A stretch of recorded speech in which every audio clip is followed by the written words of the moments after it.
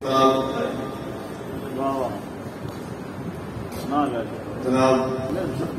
سلوک شریف چشم چراغ استاد العلماء پیر طریقت رام شریعت پیر سید فضل رضا شاہ صاحب ہمدارد دینا نعرہ تکبیر، نعرہ رسالت، نعرہ تحقیق، نعرہ حیدری، عظمت و شان مصطفیٰ، لجپال لجپال، آستانہ عالیہ کلیر شریف، آستانہ عالیہ موسیٰ شریف، آستانہ عالیہ سلوک شریف.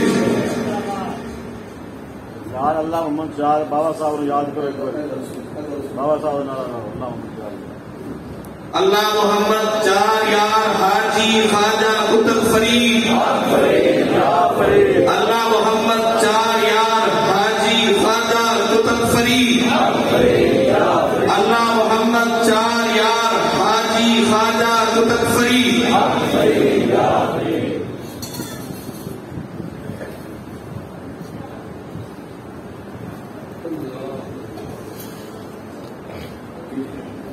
بسم الله الرحمن الرحيم.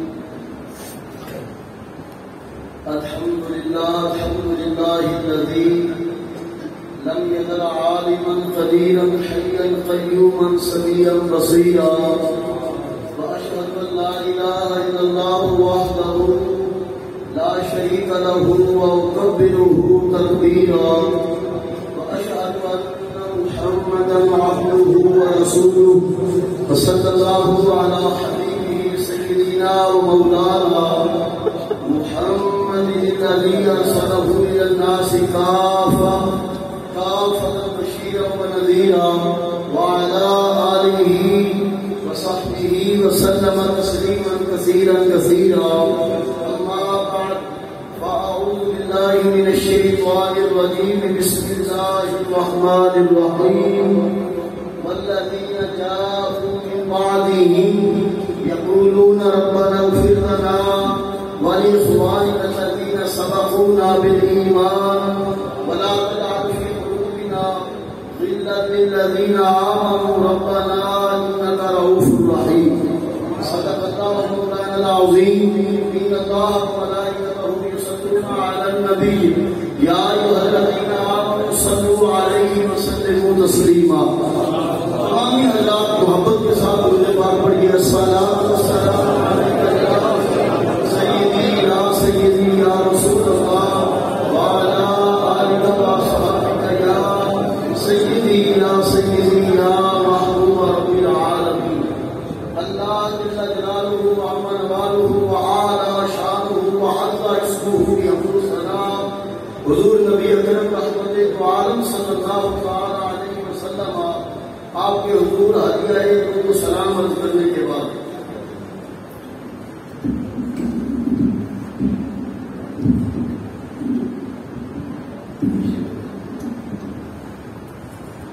انتہائی مختصر ٹائم باقی ہے دعا میں، اور حضرت مولانا نے مجھے کچھ کہا بھی ہے ٹائم کے حوالے سے، تو انشاءاللہ العزیز شاہ صاحب کی کا حکم ہوا اور مولانا نے کو کہا ہے، تو انشاءاللہ اسی ٹائم میں معلومات کرتا ہوں.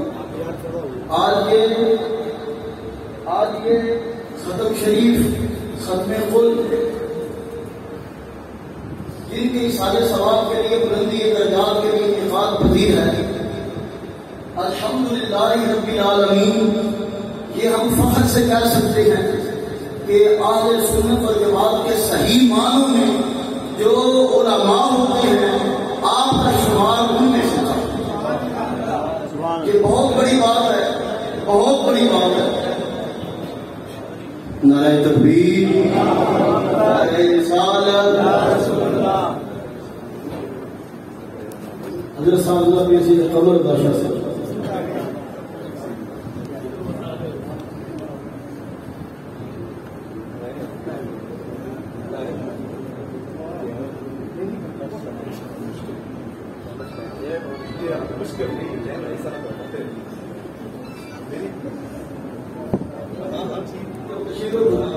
نعرہ تکبیر، نعرہ رسالت. تحقیق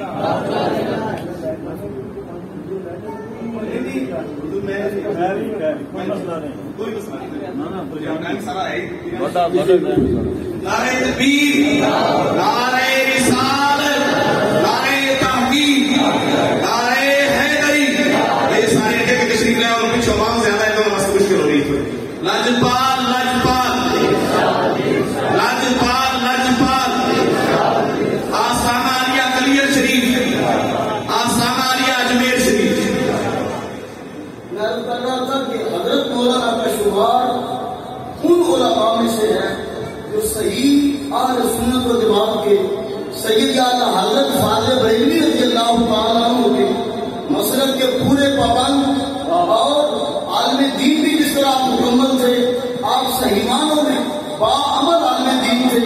پوری جو تصویر تھی پتہ چلتا تھا کہ یہ شریعت مصطفیٰ کے اندر ڈھلے ہوئے ہیں اور ہر کام سنت کے مطابق، لباس، رہنا سہنا چلنا، یہ سب کچھ سنت مصطفیٰ کے مطابق. اور کوئی بھی کسی بندے نے اسٹیج کے اوپر بات کی ہے، یہ ان کا خاصہ تھا، اس کو بلایا، اس کو کہا مولانا اگر تو آپ کی غلطی ہے، آپ کی بھول ہے آپ کی، تو بات مسئلہ صحیح کس طرح کا، اس طرح مسئلہ ہے.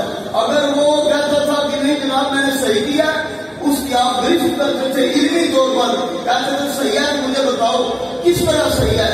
اس وصف کے عالم دین تھے اور میں سمجھتا ہوں کہ اس پورے علاقے کے لیے یہ بہت بڑی کمی ہے. شاید یہ خدا اس علاقے کے لیے شاید کبھی بھی بولنا ہو، لیکن اس کے ساتھ ساتھ خوشی بھی ہے کہ اگر وہ دنیا سے گئے ہیں، کل من علیہ فان و یبقا وجہ ربک ذو الجلال والاکرام کل نفس ذائقۃ الموت.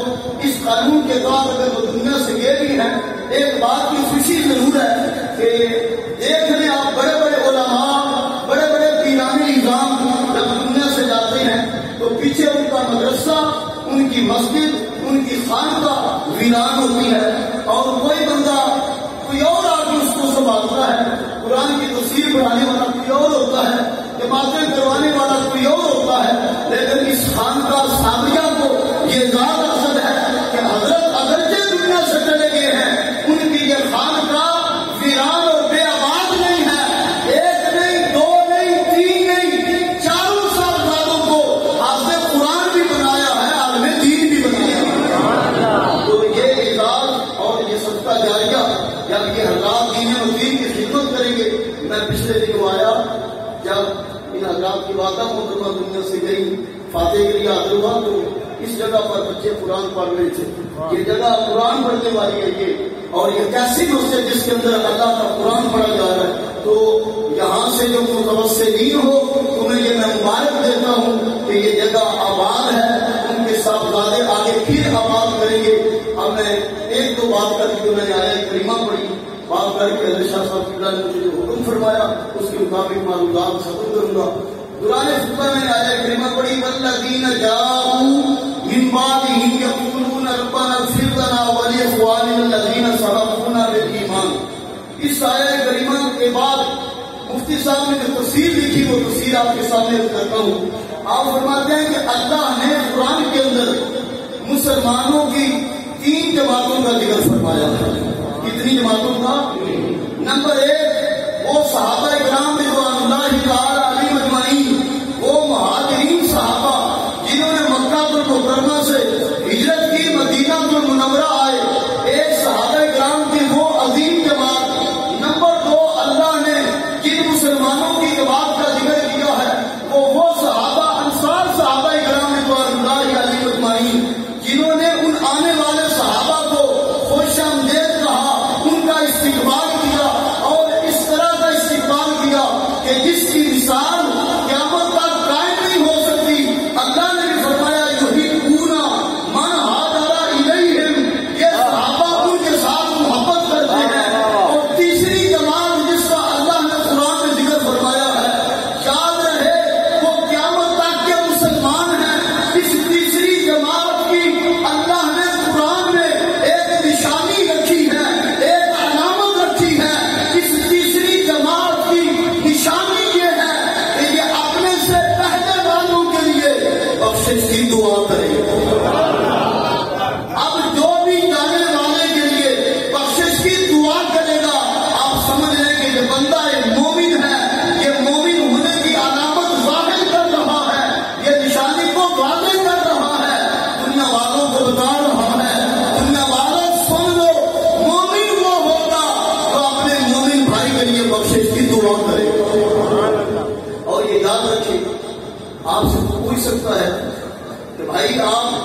آستانے کے اوپر حاضر تھے.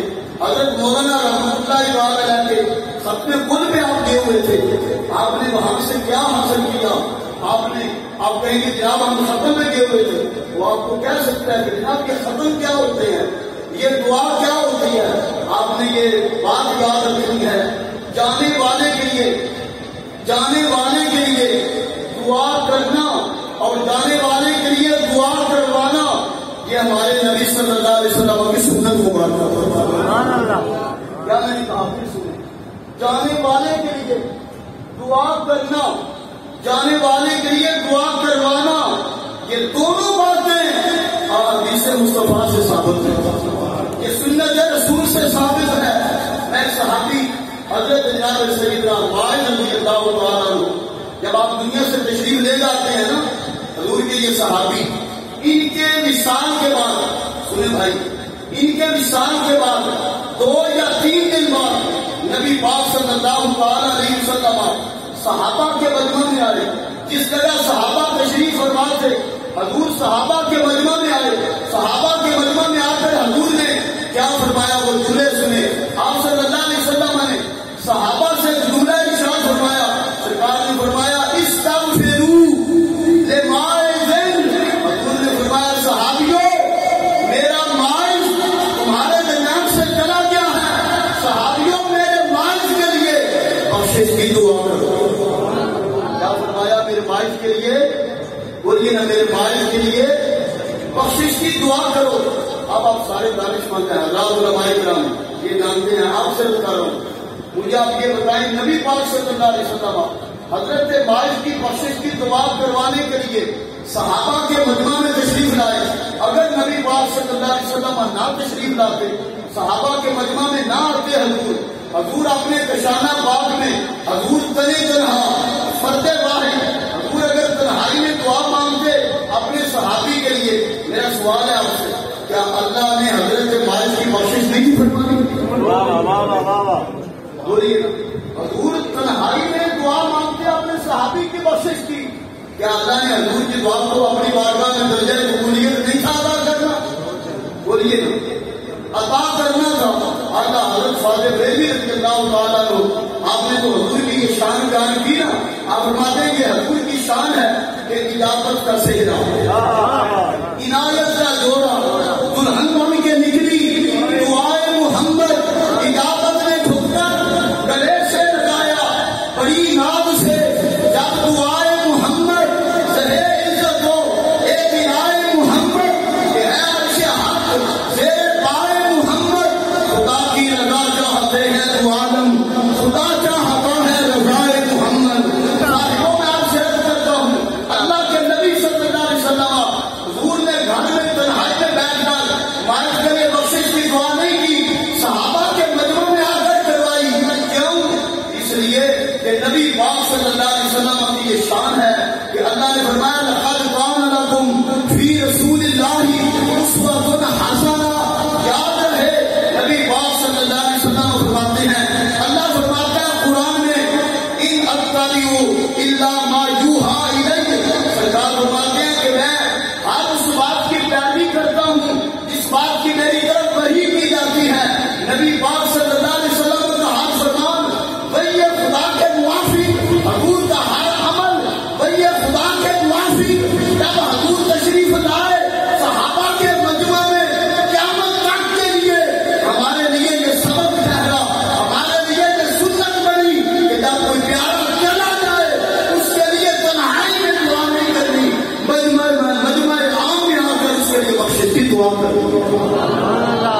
یہ سنت ہے اللہ کے رسول صلی اللہ علیہ وسلم.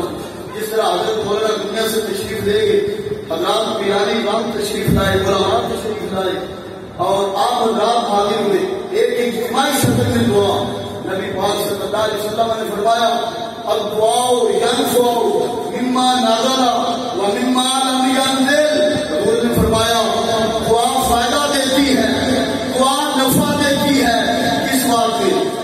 مما لم ينزل، جو ابھی نازل نہیں ہوئی مسائل، جو مسائل نازل ہو چکے ہیں، یہ دعا ان میں بھی فائدہ دیتی ہے. سرکار نے فرمایا جس سے ہو سکے اپنے بندہ مومن کو، اپنے مومن بھائی کو نفع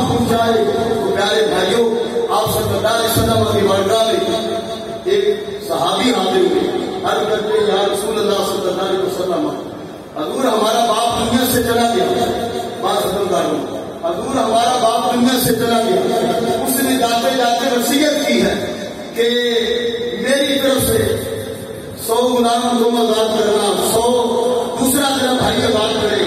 اس نے عرض کی یا رسول اللہ صلی اللہ علیہ وسلم میرے بھائی نے تو آزاد کر دیے، حضور میں نے آزاد نہیں کیے، حضور جو آپ کا حکم ہوگا ویسا کروں گا۔ صحابی رسول تھے، آپ صلی اللہ علیہ وسلم نے فرمایا سنیں، حضور نے فرمایا تمہارا باپ کیونکہ مشرک تھا، وہ مومن نہیں تھا، حضور نے فرمایا اگر تمہارا باپ مومن ہوتا پھر تیرے غلام آزاد کرنے کا ثواب، تیرے غلام آزاد کرنے کا فائدہ تیرے باپ کو ضرور بھی ضرور پہنچتا۔ ہو رہا ہے کہ حضور نے شرط لگائی اصال ثواب کی، فائدے کی، بلندی درجات کی، اس کی قبر کے اندر جو عذاب ہے اس کی تخفیف کی، عذاب قبر کے اٹھنے کی، اور آپ صلی اللہ علیہ وسلم نے قانون یہ بنایا، حضور نے پابندی یہ لگائی، فرمایا جو چلا جائے اگر وہ بھی مومن ہو، بعد میں جو حاضر ہیں جنہوں نے اللہ کی بارگاہ میں دستِ ثواب کا نام کیا ہے، اگر وہ بھی مومن ہو اور وہ اصال ثواب کرے ضرور بھی ضرور جانے والے کو یہ الحمدللہ ہمارا عقیدہ، جو ہمارا پیارا چلا جائے، کوئی ہماری پیاری چلی جائے وہ مومنہ ہوتی ہے، پیارا چلا جائے وہ مومن ہوتا ہے۔ ہم اللہ کی بارگاہ میں اللہ کی توحید کا اعلان کر کے، نبی پاک صلی اللہ علیہ وسلم کی رسالت عامہ کا اعلان کر کے ہم کلمہ پڑھ کے کہتے ہیں ہم بھی مومن، ہمارا جانے والا بھی مومن، پھر ہم رسالت ثواب کرتے ہیں۔ آپ صلی اللہ علیہ وسلم نے فرمایا قیامت والے دن ایک بندہ جب وہ قبر سے باہر نکلے گا، اس کی بہت زیادہ اس کے پاس نیکیاں ہوں گی، وہ بندہ کہے گا مولا یہ نیکیاں کہاں سے آئی؟ تو فرمایا جائے گا تو آ گیا تھا، بعد میں تیری اولاد نے تیرے لیے بخشش کی دعا مانگی، تیری اولاد کی دعا کی وجہ سے آج یہ تیرے پاس نیکیاں ہیں۔ فقیران آئے صدا کر چلے، میاں خوش رہو ہم دعا کر چلے۔ وآخر دعوانا